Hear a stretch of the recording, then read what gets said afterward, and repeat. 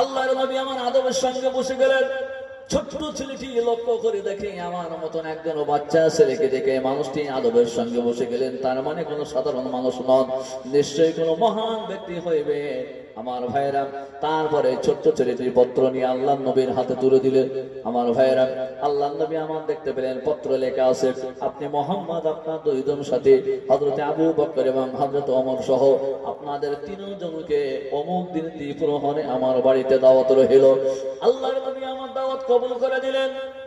নির্ধারিত সময় অনুযায়ী দুইজন সাহাবীকে সঙ্গে করে নিয়ে ইহুদির বাড়িতে রওনা দিলেন। ইহুদির বাড়িতে গিয়ে নবীজি সালাম দিলেন, আসসালামু আলাইকুম ইয়া আহলাল বাইত। কোনো জবাব নাই। দ্বিতীয়বার নবীজি আবার সালাম দিলেন, আসসালামু আলাইকুম ইয়া আহলাল বাইত। কোনো জবাব নাই। তৃতীয়বার নবীজি আবার সালাম দিলেন, আসসালামু আলাইকুম ইয়া আহলাল বাইত। তিনবার সালাম দেওয়ার পর ইহুদির বাড়ির পক্ষ থেকে কোনো জবাব নাই। নবীজি এবার রওনা দিবেন। আমার ভাইয়েরা, শিক্ষা নেন, ইসলাম থেকে শিক্ষা নেন। গোটা পৃথিবীর জমিনে যখন আমরা কোনো বৃত্তশীল মানুষের বাড়িতে যাই, আমরা সেখানে গিয়ে সালাম দেই অথবা আমরা কলিং বেল দাবাই। তার একবার দেই, দুইবার দেই, তিনবার দেই। যখন বাড়ির পক্ষ থেকে কোনো আওয়াজ আসে না, তৃতীয়বার পরে আমরা কিন্তু আর বেল দাবাই না, বরং রওনা দিই। এদিকে না, এই যে পৃথিবীর কোটি কোটি মানুষেরা আমল করে তিনবার যখন সিগন্যাল দেওয়ার পরে কোনো জবাব আসে না, তখন কিন্তু আমরা সেখান থেকে রওনা দিই। এই যে শিক্ষা কোথায় পেলাম? আজ থেকে 1400 বছর পূর্বে আমার আপনার নবী বিশ্ব নবী ইহুদির বাড়িতে গিয়ে তিনবার সিগন্যাল দিয়েছিলেন, সালাম দিয়েছিলেন। ইহুদি আল্লাহর নবীর সঙ্গে বেয়াদবি করেছেন। নবীজি তখন চলে আসবেন, এমন সময় ইহুদি বাড়ি থেকে বার হয়ে আল্লাহর নবীর সঙ্গে বেয়াদবি করেছে, অপমান করেছে। হযরত আবু বকরকে অপমান করেছে, হযরত ওমরকে অপমান করেছে। আমার ভাইয়েরা, হযরত ওমর তিনি তো তলোয়ারটা খাম থেকে বার করেন, আবার খামের মধ্যে দেন, বারবার করে নবীর দিকে তাকিয়ে আছে। একটা বার যদি আল্লাহর নবী অনুমতি দিয়ে দেন, আমি ইহুদিকে জনমের মতন বিদায় দিয়ে দিব। হযরত আবু বকর তিনি অবাক হয়ে গেলেন, হযরত ওমর তিনি অবাক হয়ে গেলেন। তলোয়ারটা শুধু বার করে আর খামের মধ্যে দিয়ে দেন। একটা বার যদি নবীজি অনুমতি দেন, আমি ইহুদিকে জনমের মতন বিদায় দিয়ে দিব। কিন্তু নবীজি কিছুই বললেন না, বাড়িতে রওনা দিলেন। দ্বিতীয় দিনে আবার ইহুদি পত্র লিখে পাঠিয়ে দিয়েছে, সেটাই যেটা পূর্বে লেখা ছিল। নবীজি আবার দাওয়াত কবুল করলেন, ইহুদির বাড়িতে চলে গেলেন। নির্ধারিত সময়ে আবার ইহুদি নবীর সঙ্গে সেই ব্যবহার করেছে যেটা প্রথমেই করেছিল। হযরতে আবু বকর তো লজ্জায় থাকতে পারেন নাই। হযরতে ওমর তিনি তলোয়ারটা শুধু বার করে আর বারবার করে নবীর দিকে তাকান। একটা বার যদি শুধু নবীজির পক্ষ থেকে অনুমতি মিলতো, আমি ইহুদিকে জনমের মতো বিদায় দিয়ে দিতাম। কিন্তু নবীজি কিছু বলছেন না। হযরতে ওমর তিনি এত রাগী ছিলেন, আজকের রাগটাকে কন্ট্রোল করতে হচ্ছে শুধু নবীর জন্য। হযরতে ওমর যে রাস্তা দিয়ে যেতেন, সেই রাস্তা দিয়ে শয়তান পর্যন্ত যেত না। হযরত ওমরের ব্যাপারে একটা কথা আপনাদেরকে বলে যায়। এক সময় হযরত ওমরের বাড়িতে, হযরত ওমর ফারুক রাদিয়াল্লাহু তাআলা আনহু তার বাড়িতে এক সময় মেহমান আসবেন। বিভিন্ন দেশ থেকে রাষ্ট্রনেতা, রাষ্ট্রপ্রধান তারা আসবেন। যেহেতু তিনি খলিফাতুল মুসলিমিন ছিলেন, তো তার বাড়িতে যখন আসবেন, তো হযরত খলিফাতুল মুসলিমিনের একজন খাদিম বলছেন, হুজুর আপনাকে একটা কথা কইব। তো বলছেন, বলো। খাদিম বলছে, হুজুর আপনার কাছে আজকের দূর দেশ থেকে অনেক মেহমান আসবে, গায়ের মুসলিম, সব গায়ের মুসলিম। আর আমরা মুসলমান খানা খাই, দস্তরখানায় যখন খানা পড়ে যায় আমরা সেটা তো তুলে খাই না? আচ্ছা, তুলে খাওয়াটা কি ভাই? সুন্নত। মাশাআল্লাহ, তুলে খাওয়াটা সুন্নত। হযরত ওমর তুলে খান। এখন খাদিম বলছে, হুজুর আজকের দিনে এই সমস্ত মেহমানদের সঙ্গে বসে যখন আপনি খাইবে, পড়ে দেওয়া খাদ্যটাকে উঠিয়ে খাবেন না। যদি আপনি খান, মানুষের আপনাকে খারাপ নজরে দেখবে, বলবে দেখো মুসলমান সত্যি এদের কোনো জ্ঞান নাই, পড়ে দেওয়া খাদ্য উঠিয়ে খাইছে। হযরত ওমর খাদিমের দিকে এমন ভাবে তাকালেন, খাদিম তো বলে, আল্লাহ যদি ছেড়ে দেয় তো আমি তো বাঁচি। এখন ওমর কি বলেছিলেন জানেন? আজ থেকে 1400 বছর পূর্বে হযরত ওমরের কথাটা লেখা আছে। তিনি বলেছিলেন, আনাহনু নাতরুকু সুন্নাত হাবিবি মুহাম্মাদিন সাল্লাল্লাহু আলাইহি ওয়াসাল্লাম মিন হাউলাইকা সুবহায়। আমি কি ওই সমস্ত বেয়াকুবদের জন্য আমার পিয়ারা নবীর সুন্নতটাকে ছাড়বো? আমার ভাইরা, আজকে আমরা কোন জায়গায় আছি? কোন জায়গায় আছি যুবকেরা? সাবধান হয়ে যায়, আমরা ঠিক হয়ে যায়। মুর্শিদাবাদের একটা জলসায় যাচ্ছি, তো যেতে যেতে আপনার শিয়ালদা থেকে উঠলাম, আমাদের বগিতে 2টা পুলিশ কর্মী সে উঠেছে। আমি ভাবছি বলি এই 2জন যে পুলিশ কর্মী মুসলিম না গায়ের মুসলিম। চিন্তা ভাবনা করে যখন মুর্শিদাবাদে ঢুকলাম, তো তখন তাদের কথাবার্তা শুনে বুঝলাম যে 2জন মুসলমান। আচ্ছা, আমি খুশি হব না বেজার হব? কথা বলেন। খুশি হব। মুসলমান 2জন ভাই পুলিশ কর্মীতে কাজ করে, খুশি হলাম। তারপরে আপনার সিরাজনগর আর রিয়াজনগর 2টা স্টেশন আছে। সিরাজনগরে একটা বন্ধু নেমে পড়বে, আর একটা বন্ধু তার পরের স্টেশনে নামবে। এখন বন্ধু তো বন্ধুর কাছ থেকে বিদায় নিচ্ছে, তো বন্ধু বন্ধুকে গিফট দেবেন। কি দেবে? গিফট। তা আমি বলি বসে যখন আসি তো বলি ফলো করে কি দেয়, দেখি গিফটটা কি দেয়। লক্ষ্য করে দেখলাম বন্ধু ব্যাগের চেনটাকে খুলে 5টা মদের বোতল বন্ধুকে গিফট দিতেছে। এর নাম হলো মুসলমান। এর নাম মুসলমান। মৃত্যুর পর ইমাম সাহেব বলবে বিসমিল্লাহি ওয়া আলা মিল্লাতি রাসূলিল্লাহ। আমরা সাবধান হয়ে যাই, এখনো সাবধান হই। সাবধান যদি না হয়ে যায়, মনে রাখবে মান তাশাব্বাহা বিকওমিন ফাহুয়া মিনহু। যারা যার অনুসরণ করবে কিয়ামতের দিনে তার সাথে তার হাসর নাসর হবে। আপনি কি চান যে আপনার হাসর নাসর কিয়ামতের দিনে ইহুদি খ্রিস্টানদের সঙ্গে হোক? আমার ভাইরা, এখনো সাবধান হয়ে যান। আল্লাহর নবী আমার বাড়িতে রওনা দিলেন। এবারে তৃতীয়বারে ইহুদি আবার পত্র লিখে পাঠিয়ে দিল, যাও বাবা যাও, এই পত্র নিয়ে মুহাম্মাদের হাতে তুলে দিবে। আল্লাহর নবীর কাছে পত্রটি তুলে দেওয়া হলো। বিশ্ব নবী আমার দেখতে পেলেন লেখা আছে আপনি মুহাম্মদ আপনার 2জন সাথী হযরতে আবু বকর এবং হযরতে ওমর সহ আপনাদের 3 জনকে অমুক দিন দ্বিপ্রহরে আমার বাড়িতে দাওয়াত রইল। আল্লাহর নবী আমার দাওয়াতকে কবুল করে নিলেন। হযরত আবু বকর বললেন, ইয়া রাসূলুল্লাহ, ইয়া হাবিবাল্লাহ, হুজুর আপনি যাই বলেছেন তাই শুনেছি, আগামী দিনে যেটা বলবেন সেটাই শুনবো, কিন্তু ইহুদির বাড়ির দাওয়াত থেকে আমারে মাফ করেন, আমি যেতে পারবো না। তার কারণ আমি আবু বকর দাঁড়িয়ে থাকবো, আল্লাহর নবীর সঙ্গে বেয়াদবি করবে, এটা আমি কখনো মানতে পারি না। এই জন্য আপনি আমারে ক্ষমা করে দেন। হযরত ওমর বলেন, ইয়া রাসূলুল্লাহ, ইয়া হাবিবাল্লাহ, হুজুর আপনি আমারে ক্ষমা করে দেন, আপনি যা বলেছেন তাই শুনেছি, আগামী দিনে যেটা বলবেন সেটা শুনবো, কিন্তু ইহুদির বাড়ির দাওয়াত থেকে আপনি আমারে মাফ করেন। ইয়া রাসূলুল্লাহ, ইয়া হাবিবাল্লাহ, হুজুর এবার আপনার সঙ্গে আমি যেতে পারি একটা শর্তের সঙ্গে। ইহুদি যদি আপনার সঙ্গে বেয়াদবি করে, আপনারে হুকুম দিতে হবে, আপনার ইশারা করতে হবে, আমি ইহুদিকে জনমের মতন বিদায় দিয়ে দিব। নবী আমার 2জন সাহাবীকে ভালো করে বুঝিয়ে নিয়ে আল্লাহর নবী আমার ইহুদির বাড়িতে রওনা দিলেন। দাওয়াতের কাছে পৌঁছে আল্লাহর নবী সালাম জানালেন, আসসালামু আলাইকুম ইয়া আহলাল বাইত। একবারে তখন সালাম দিয়ে দিলেন। সঙ্গে সঙ্গে ইহুদি দরজা খুলে দিয়ে দিল। আল্লাহর নবীকে অভ্যর্থনা জানালো, আবু বকরকে অভ্যর্থনা জানালো, হযরত ওমরকে অভ্যর্থনা জানালো। আপ্যায়নকারী ইহুদি আল্লাহর নবীকে বলেন, ইয়া রাসূলুল্লাহ, ইয়া হাবিবাল্লাহ, হুজুর আমি আপনার সঙ্গে বেয়াদবি করেছিলাম। আমি জানি যখন আমি আপনার সঙ্গে বেয়াদবি করতেছিলাম, আপনার একজন সাথী হযরত আবু বকর তিনি লজ্জিত হয়ে গিয়েছিল। আপনার অপরজন সাথী হযরত ওমর তিনিও তলোয়ারটি খাম থেকে বার করেছিল, আবার খামের মধ্যে দিতেছিল, শুধু বারবার করে আপনার দিকে তাকাইতেছিল। একটা বার যদি আপনি অনুমতি দিয়ে দিতেন, আমাদেরকে জনমের মতো আমাকে জনমের মতন বিদায় দিয়ে দিত। কিন্তু আমি আপনার সঙ্গে তারপরেও এরকম ব্যবহার করেছি, তার কারণ হলো আমি আপনাকে দেখতে চেয়েছিলাম, পরীক্ষা করতে চেয়েছিলাম। আমি আমার কিতাবের মধ্যে পড়েছিলাম আখিরি জামানার নবী যিনি হবে, সেই জামানার নবী যিনি হবে, তার সঙ্গে যদি কেউ দুর্ব্যবহার করে তিনি তার সঙ্গে ভালো ব্যবহার করবে। মনে আছে? এই জন্য আমি আপনার সঙ্গে বেয়াদবি করেছি, আজকে আমার বিশ্বাস হয়ে গেছে, আমি বুঝতে পেরেছি আপনি বিশ্ব নবী। দয়া করে মেহেরবানি করে আমারে ক্ষমা করে দিয়ে ইসলামের ছায়াতলে আমারে জায়গা বানাই দেন। আল্লাহর নবী বললেন, পড়ো লা ইলাহা ইল্লাল্লাহ মুহাম্মাদুর রাসূলুল্লাহ। পড়ো সবাই, লা ইলাহা ইল্লাল্লাহ, লা ইলাহা,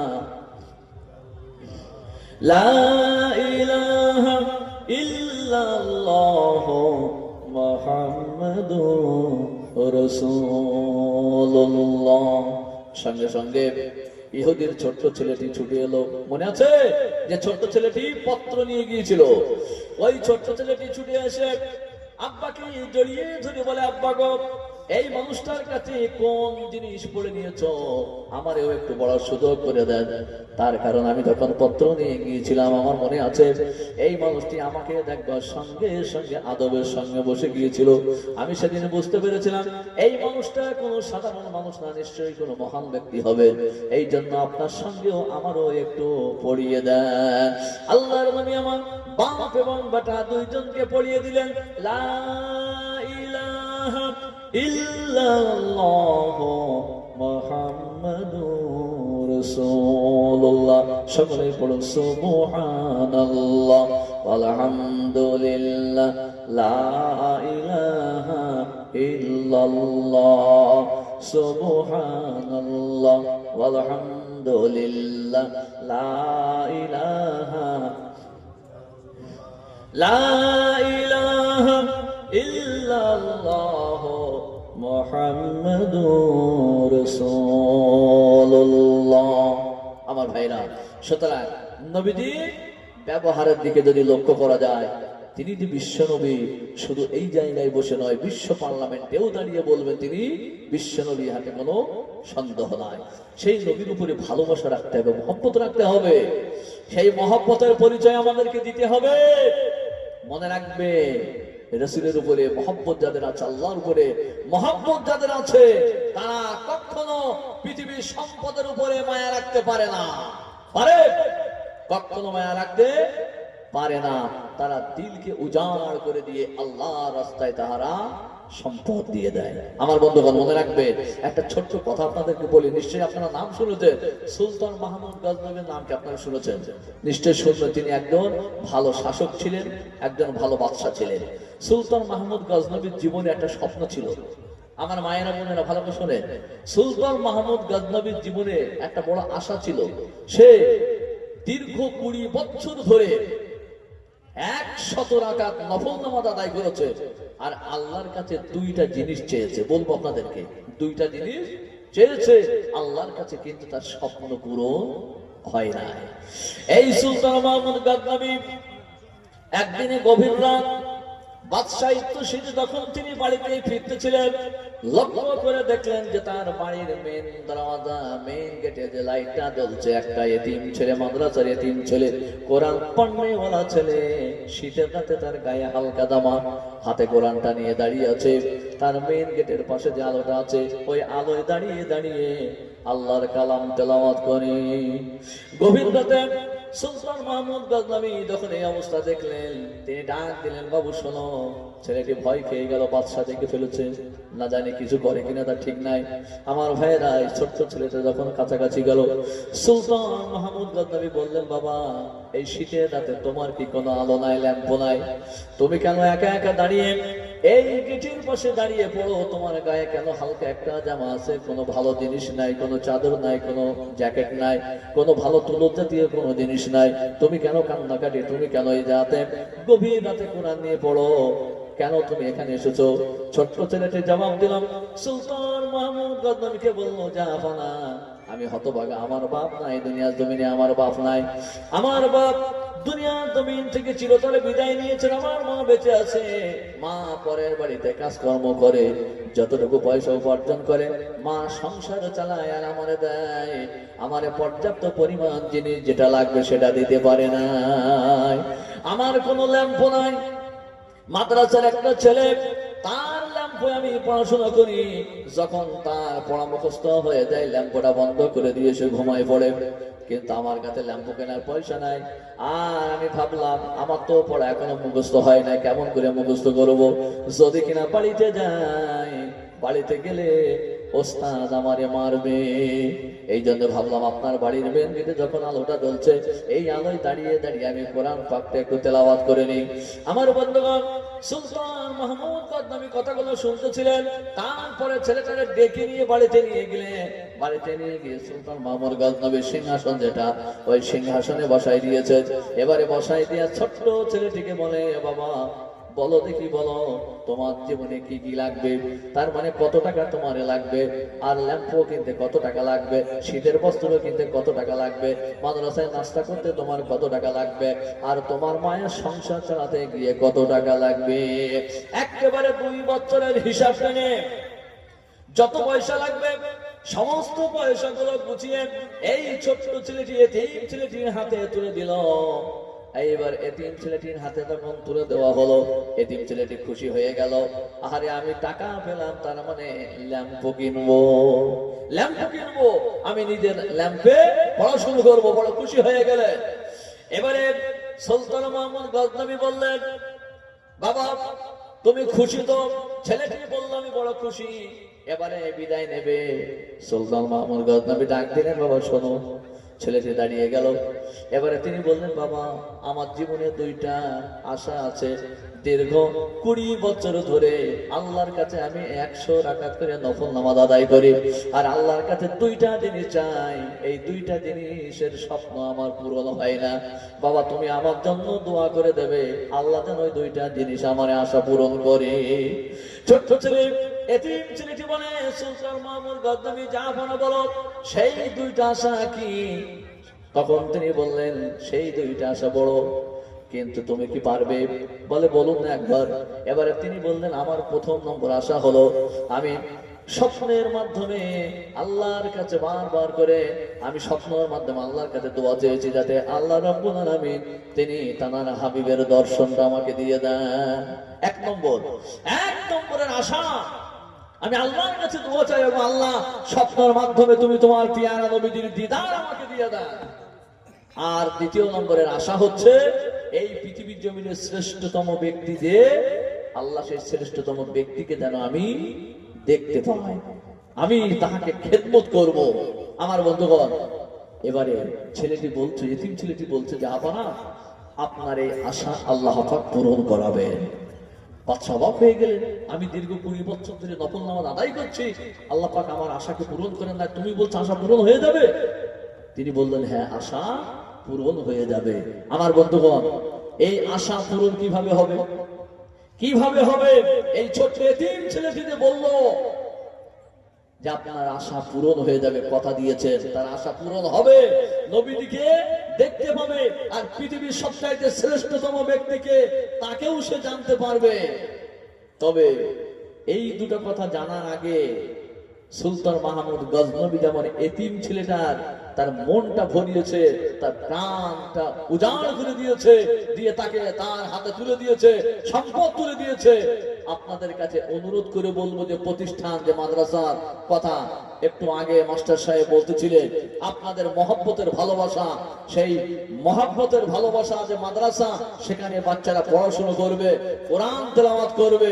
আপনাদের কাছে আমি অনুরোধ করব, এমন 4 জন ব্যক্তি আমি চাই, নিশ্চয়ই ভরপুর মজলিসে মায়েরা এবং ভাইয়েরা যারা বসে আছে, আমি আপনাদের কাছে 4 জন ব্যক্তি আমি এমন পেতে চাই, যারা এই রাসূলের মাদ্রাসাতে 10,000 টাকা করে দেবে। এমন ব্যক্তি কি আছেন ভাই? সর্বপ্রথমে যিনি লব্বাইক নেবেন, তিনি সবচাইতে বেশি সওয়াবের অধিকারী হবেন। আমি মুসাফির, আগেই বলেছিলেন, মুসাফিরের দোয়া আল্লাহ পাক কবুল করে নেবে। আমি নিজে গুনাহগার হতে পারি, কিন্তু আমি তো একজন মুসাফির, আমার দোয়া আল্লাহ পাক নিশ্চয় কবুল করে নেবে। শত শত মায়েরা, বোনেরা, ভাইয়েরা আছেন, আল্লাহ পাক আপনাদের হাতে ওসিলা করে দোয়া কবুল করে নেবে। সর্বপ্রথমে 10,000 টাকা এই মাদ্রাসায় দেবেন এমন ব্যক্তি কি আছেন? একটু নামটা ঘোষণা দেন। জি, কে আছেন এমন ব্যক্তি? 10,000 টাকা দেনেওয়ালা আমার বিশ্বাস আছে, নিশ্চয়ই ইহার মধ্যে অবশ্যই অবশ্যই আছেন।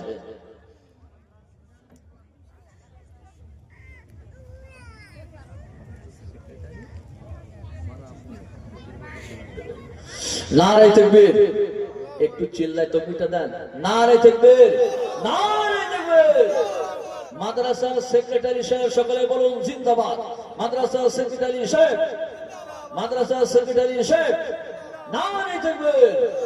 25 বস্তা সিমেন্ট দেওয়ার প্রতিশ্রুতি দিয়েছে। আল্লাহ পাক তার দানকে কবুল করে নিক, সকলেই বলুন আমিন। আয় রব্বুল আলামিন, গভীর রাত তোমার রাসূলের মাদ্রাসা, যেখানে বাচ্চারা পড়াশোনা করবে, কোরআনের আলো জ্বলবে, রব্বুল আলামিন সেই প্রতিষ্ঠানের জন্য মাদ্রাসার সেক্রেটারি সাহেব তিনি 25 বস্তা সিমেন্ট দেওয়ার জন্য প্রতিশ্রুতি দিয়েছেন। আল্লাহ পাক তার দানকে কবুল করে নাও, হায়াতে দারাজ করো, আসমানি বালা মুসিবত আসমানে উঠিয়ে নাও, জমিনে বালা মুসিবত জমিনে দাফন করে দাও। আয় রব্বুল আলামিন, দয়া করে মেহেরবানি করে তারা নেক আশা পূরণ করে দাও। কে আছেন ভাইরা? 10,000 টাকা দেবে 4 জন ব্যক্তিকে, আমি এমন পেতে চাই। আমার বিশ্বাস 4 জন ব্যক্তি এমন পাওয়া যাবে। কে কে আছেন ভাই বলুন? সর্বপ্রথম লব্বাই কে দেবে? এই দুনিয়া হতে বিদায় নিতে হবে, চিরস্থায়ী কেউ থাকবে না। একদিন আমার আপনার সব জিনিস চলে যাবে। আমি আগে আপনাদের কাছে বয়ানে বলেছি, ইন্নাল্লাহা আশতারা মিনাল মুমিনিনা আনফুসাহুম ওয়া আমওয়ালাহুম বিআন্না লাহুমুল জান্নাহ। আল্লাহ পাক মুমিন ব্যক্তির জান মাল কিনে নিয়েছে, আর বিনিময়ে আল্লাহ তাদের জন্য জান্নাত রেখেছেন। এমন কোন ব্যক্তি মুমিন কিংবা মুমিনাত, বান্দা কিংবা বান্দি আল্লাহর নাই, যারা বাপ মার স্মরণে, আত্মীয়দের স্মরণে, পিতামাতার স্মরণে মাদ্রাসার জন্য 10,000 টাকা দেবেন, এমন কেউ নাই। একটু বলুন লব্বাইক গান। জি, এই মাদ্রাসায় কোরআন পড়বে। কোরআন সুলতান মাহমুদ গজনবী জীবনের আশা ছিল। আপনার জীবনের কত আশা আছে, তার জীবনে ওই আশাটা ছিল। সে হচ্ছে একজন বাদশাহ, তার আশা ছিল আল্লাহ আমি যেন স্বপ্নের মাধ্যমে আমার নবীকে দেখতে পাই, আর দ্বিতীয় আশা ছিল পৃথিবীর শ্রেষ্ঠতম মানুষকে দেখতে পাই। এই ছোট্ট ছেলে, এতিম ছেলে, কত মর্যাদা যে মাদ্রাসায় নানার কথা আমি বলছি, আপনারা জানেন? এই ছোট্ট ছেলেটি বলল, আমি কথা দেখছি যে আল্লাহ পাক আপনার দোয়াকে মঞ্জুর করবে। বাড়িতে গিয়া তাহাজ্জুদের নামাজের সময়ে দাঁড়িয়ে কোরআন শরীফ তেলাওয়াত করে আল্লাহর নবীকে স্মরণ করে বলছেন, ইয়া রাসূলুল্লাহ, হুজুর আমি এতিম, আপনি এতিমদের সর্দার ছিলেন, আমার খুশি করেছে, আমার সামান দিয়েছে, ল্যাম্প কেনার পয়সা দিয়েছে। হে আল্লাহর নবী, আমি আপনার স্মরণে কথা বলছি, আপনার কাছে দোয়া করছি, আপনি সুলতান মাহমুদ গজনবীকে দেখা দিয়ে দেন। সেই রাত্রে সুলতান মাহমুদ গজনবী যখন রাত্রে ঘুমালেন, আল্লাহর নবী সুলতান মাহমুদ গজনবীকে ডাক দিয়ে বলছেন, সুলতান মাহমুদ গজনবী। সুলতান মাহমুদ গজনবী সঙ্গে সঙ্গে অবাক হয়ে গেলেন। দীর্ঘ 20 বছর ধরে যে নবীকে আমি দেখবার জন্য পাগল হয়েছিলাম, সেই নবীকে দেখতে পাই নাই, আজকের সেই নবী আমাকে নিজে ডাকতেন। আর সুলতান মাহমুদ গজনবী বললেন, নবী আল্লাহর নবীকে বললেন, ইয়া রাসূলুল্লাহ, ইয়া হাবিবাল্লাহ, হুজুর আমি আপনাকে দেখতে পাওয়ার জন্য পাগল হয়েছিলাম, দেখতে পাই নাই, আজকে যখন দেখতে পেয়েছি আমি আপনার কাছে বলবো, এই পৃথিবীর জমিনের সর্বশ্রেষ্ঠ ব্যক্তিকে আমার একটু বলে দেন, তাহাকে আমি খেদমত করব, সিংহাসন ছেড়ে তাহারে আমি খেদমত করব। নবীজি বললেন, ওগো সুলতান মাহমুদ গজনবী, তুমি কি জানো না, এই দুনিয়ার জমিনে তুমি এতদিন ধরে দোয়া করো, তোমার দোয়া কবুল হয় নাই। এই দুনিয়ার জমিনে যখন তুমি একজন এতিম ছেলেকে, একজন মাদ্রাসার ছাত্রকে তুমি উপকার করেছো, সঙ্গে সঙ্গে তোমার দোয়া আল্লাহ রাব্বুল আলামিন কবুল করে নিয়েছে। তার মানে পৃথিবীর জমিনের সর্বশ্রেষ্ঠ মানুষ হলো তাহারা যারা কোরআন পড়ে এবং কোরআন শিক্ষা দেয়।